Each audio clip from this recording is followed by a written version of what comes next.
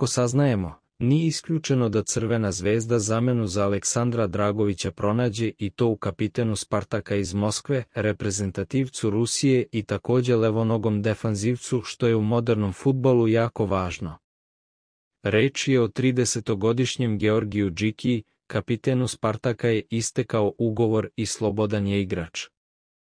Za sada je odbio novi ugovor crveno-belih iz Moskve sa željom da se oproba u Evropi. Ponuđen je nekolicini klubova među kojima je i Crvena zvezda.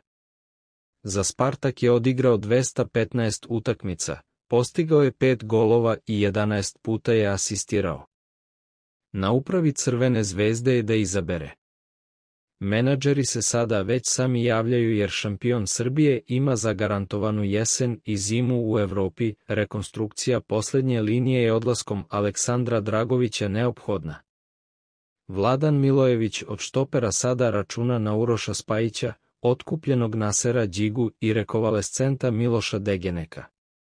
Čeka se odluka Villarreala hoće li za 4 miliona evra da otkupi mladog Stefana Lekovića.